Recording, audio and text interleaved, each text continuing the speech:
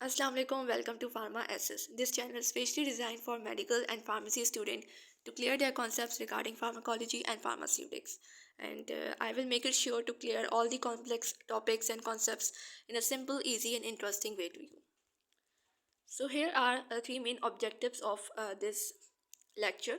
First, we would study the definition of pharmacokinetics, then parameters, and then how we can determine the pharmacokinetics. Mainly pharmacokinetics की definition, parameters और उसके methods क्या होते हैं measure करने के और उसकी importance क्या होती है, ये सब कुछ हम आज पढ़ेंगे. सबसे पहले फार्माकोकाइनेटिक्स की definition. Mainly it focus on what the body does to a drug. ये सिंपल डेफिनेशन है जो कि आप लोगों ने बुक में पढ़ी होगी.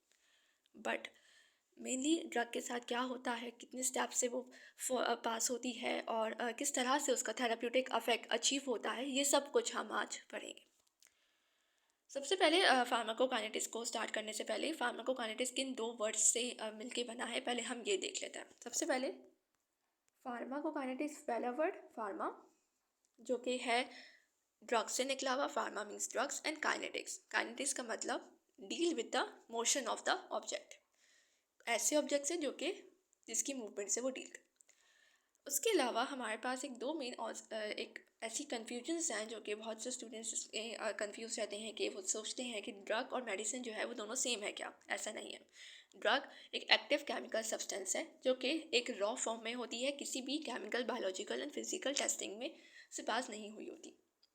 इसकी फर्दर हम टेस्टिंग करते हैं और उसको एक फिनिश प्रोडक्ट में लेकर आते हैं जिसे हम कहते हैं डोजेज फॉर्म और मेडिसिन.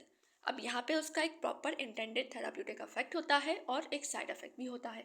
तो एक्टिव केमिकल सब्सटेंस जो कि ड्रग हो गई, ठीक है. तो फार्माकोकाइनेटिक्स मतलब कि ड्रग की complete movement in the body. So now in the simpler terms हम लोग ये देखते हैं कि what happens to a drug when it goes to a body. मतलब बॉडी में जाने के बाद हमने देखा कि वो ड्रग के साथ क्या हो रहा है. फोर मेन जो है पैरामीटर्स होते हैं फार्माकोकाइनेटिक्स के, जिसमें है जिसको हम कहते हैं एडमी. ठीक है. एडमी पे पूरी फार्माकोकाइनेटिक्स रिलाई करती है. सो अगर अब तक की वीडियो अच्छी लगे तो वो लाइक करो, शेयर करो, सब्सक्राइब करो, क्योंकि हम इसी तरह से कॉम्प्लेक्स टॉपिक्स को ईजी वे में लिखते हुए चलेंगे और जितना हो सकेगा इंटरेस्टिंग बनाएंगे फार्मेसी को, क्योंकि वास्ट टॉपिक है, कॉम्प्लिकेटेड टॉपिक है और जितना आसान होगा उतना मजा आएगा. So now start with the ADME. First part of the ADME is absorption. ठीक है. ए फॉर एब्जॉर्प्शन मतलब ड्रग का after injection, after administering into the body उसका एब्जॉर्ब होना, देन उसके बाद उसका डिस्ट्रीब्यूट होना, टारगेट टिश्यूज़ में जाना और उसका मेटाबोलाइज होना, सिंपलर फॉर्म में आना. And then after this last part is the elimination, drug का एक्सक्रीट आउट हो जाना बॉडी से. अब ये चार पैरामीटर्स को हम मज़ीद डिटेल में पढ़ते हैं. ये हमारे पास एक कंप्लीट पिक्चर है जिसमें ड्रग इंजेक्शन के बाद वो एब्जॉर्प्शन हुई, ब्लड में आई और ब्लड में आने के बाद वो डिस्ट्रीब्यूशन हुई, अपने टारगेट टिश्यूज़ में गई, ऑर्गन्स में गई. फिर मेटाबोलाइज हुई, मेटाबोलाइज होने के लिए वो लिवर से पास हुई और देन उसके बाद वो एक्सक्रीट आउट हो गई, मेनली थ्रू किडनी, लेकिन अलग डिफरेंट रूट्स भी हैं एक्सक्रीशन के. So absorption of the drug. Absorption मतलब कि वो पोर्शन ड्रग का ब्लड स्ट्रीम में आना आफ्टर एडमिनिस्टर होने के बाद. वो ड्रग जो कि ब्लड में आती है वही हमारे पास केपेबल होती है थेराप्यूटिक रिस्पॉन्स को शो करने की, थेराप्यूटिक इफेक्ट को प्रोड्यूस करने के लिए. सही है. तो कुछ फैक्टर्स होते हैं एब्जॉर्प्शन ऑफ द ड्रग्स के भी. कुछ लाइक ड्रग के फैक्टर्स हैं. ड्रग रिलेटेड फैक्टर्स में सॉलिबिलिटी है, उसका नेचर है, ब्लड का फ्लो है, या फिर हाफ लाइफ, बायो अवेलेबिलिटी भी बहुत इन्फ्लुएंस करती है ड्रग के एब्जॉर्प्शन पे. और डिफरेंट मैकेनिज्म्स भी होते हैं. ये था basic overview of absorption of the drugs. Complete जो है डिटेल जो इसकी एक्सप्लेनेशन है वो नेक्स्ट वीडियो में इंशाल्लाह आप लोगों को मिलेगी, जिसमें आप लोग completely absorption of the drugs को समझ सकोगे. सो यहाँ पे short intro, basic definition absorption of drug की. किसी को भी कहने के लिए कि बहुत आसान डेफिनेशन क्या हो सकती है फार्माको वो एब्जॉर्प्शन ऑफ द ड्रग्स की, तो यहाँ पे ये डेफिनेशन है. So now distribution of drug. अब ड्रग जब एब्जॉर्ब हो जाती है ब्लड में तो वो वहाँ पे कन्फाइन नहीं रहती. वो क्या करती है, ट्रांसपोर्ट करती है, टिश्यूज़ में जाती है, ऑर्गन्स में जाती है, अपने टारगेट लोकेशन पे जाती है अपना थेराप्यूटिक रिस्पॉन्स को देने के लिए. कुछ फैक्टर्स डिस्ट्रीब्यूशन में भी आते हैं, जैसे कि blood flow. Blood is the main medium for the distribution of drug. तो यहाँ पे ब्लड का भी फ्लो बहुत इम्पॉर्टेंस रखता है, बहुत इन्फ्लुएंस करता है डिस्ट्रीब्यूशन ऑफ ड्रग को। वॉल्यूम ऑफ डिस्ट्रीब्यूशन आती है, साथ साथ hydrophilic lipophilic nature of the drug भी बहुत इंपॉर्टेंट है। इसके अलावा then third part is the metabolism of the drug. Metabolism क्या है? मेटाबॉलिज्म सिंपल एक कॉम्प्लेक्स सब्सटेंस को ब्रेक डाउन करना सिंपलर वन में, ठीक है। और उसके बाद लिवर के थ्रू होना। एंजाइम्स, हमारे पास लिवर में एंजाइम्स होते हैं जो कि रिलीज होते हैं, ड्रग को मेटाबोलाइज करते हैं, उसको मेटाबोलाइट्स में कन्वर्ट करते हैं, बायो ट्रांसफॉर्म करते हैं, सिंपल फॉर्म में ले आते हैं। Fourth part of the ADME is the elimination. Elimination क्या है? Irreversible removal of the drug. अब इरिवर्सिबल क्यों कह रहे हैं? जो एडमी है वहाँ पे एक्सेप्ट एलिमिनेशन जो है डिस्ट्रीब्यूशन एब्जॉर्प्शन फिर भी रिवर्सिबल होती है, मतलब ड्रग जो है वापस से अपनी स्टेट में आ सकती है। लेकिन अगर एक दफ़ा ड्रग एलिमिनेट हो जाए बॉडी से तो वो इरिवर्सिबल होती है, वो वापस से नहीं आती बॉडी में, ठीक है। तो यहाँ पे इरिवर्सिबल है मेनली थ्रू किडनी, ठीक है।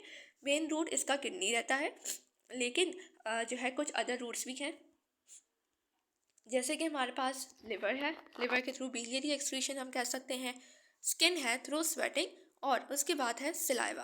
अब सिलाइवा के थ्रू कुछ पोर्शन ड्रग का एलिमिनेट होता है। कुछ ड्रग्स ऐसी भी होती हैं जो कि आपके वो आप फील कर रहा होगा, आपने कभी कोई मेडिसिन लेने के बाद या अपनी फैमिली में सुना होगा कि बिटर टेस्ट और मेटेलिक टेस्ट फील हो रहा है। वो क्यों? क्योंकि कुछ पोर्शन जैसे कि टेट्रासाइक्लिन है, क्लिथ्रोमाइसिन है, ये वाली ड्रग्स हमारे पास थोड़ा सा इसका पोर्शन जो है वो सिलाइवा से एक्सक्रीट आउट होता है, तो ये एक बिटर टेस्ट प्रोड्यूस करती हैं। एलिमिनेशन के लिए एक और चीज़ इंपॉर्टेंट है, पोलर और non polar nature of the drug. अब पोलर नेचर क्या है? पोलर मतलब के हाइड्रोफिलिक या फिर चार्ज ड्रग, ठीक है। तो नॉन पोलर मतलब अनचार्ज ड्रग, लिपोफिलिक नेचर, वो क्या करती है? रीअब्जॉर्ब हो सकती है ग्लोमेरुलर फिल्ट्रेशन में। तो यहाँ ग्लोमेरुलर फिल्ट्रेशन के दौरान, ठीक है।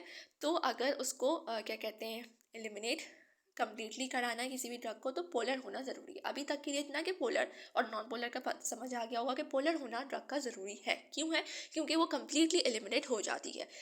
नॉन पोलर नेचर ड्रग का नहीं कम्प्लीटली हो पाता एलिमिनेट, ठीक है। उसके बाद हमने ये तो देख लिया कि हमने ये समझ लिया कि ड्रग क्या होती है, मेडिसिन में क्या डिफरेंस है, फार्माकोकाइनेटिक्स की डेफिनेशन क्या होती है, एडमी क्या होता है। लेकिन अब इसको डिटरमाइन हम कैसे कर सकते हैं?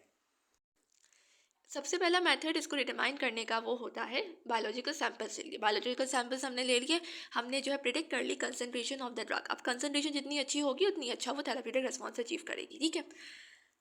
हमने ड्रग की कंसंट्रेशन ब्लड में चेक कर ली, प्लाज्मा में चेक कर ली। इसके अलावा हम लोग फार्माकोकाइनेटिक मॉडल्स को डेवलप करते हैं और ड्रग की डिस्पोजिशन देखते हैं, मतलब distribution elimination of the drug देखते हैं, ठीक है।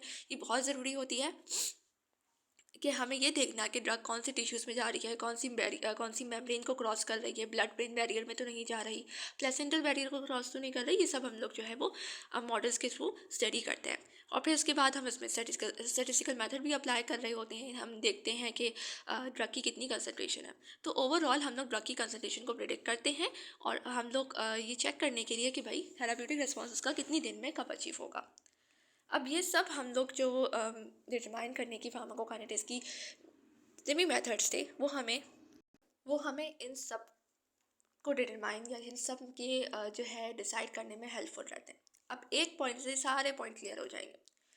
लेट्स सपोज एक पेशेंट है जो कि ठीक है। अब वो जो है आ रहा है किडनी फेलियर के साथ, और या फिर किडनी फेलियर या फिर लिवर फेलियर के साथ। अब वो ऐसे डोजेज रेजिमेंट में है जिसमें वो ड्रग्स एलिमिनेट हो रही हैं कम्प्लीटली किडनी से। अब अगर एक ड्रग एलिमिनेट हो रही है किडनी से और किडनी ही फेलियर है पेशेंट को, तो वो कैसे एलिमिनेट होगी? वो तो एक्यूमुलेट हो जाएगी बॉडी में। तो एज अ फार्मासिस्ट हमें उसके डोजेज रेजिमेंट को डिज़ाइन करना होगा, किस तरह से उसको ऑल्टरनेटिव सजेस्ट करके या फिर उनकी जो है ड्रग्स की डोजिंग फ्रिक्वेंसी को चेंज करके, ठीक है। कभी कभी हम ऑल्टरनेटिव सजेस्ट नहीं कर पाते।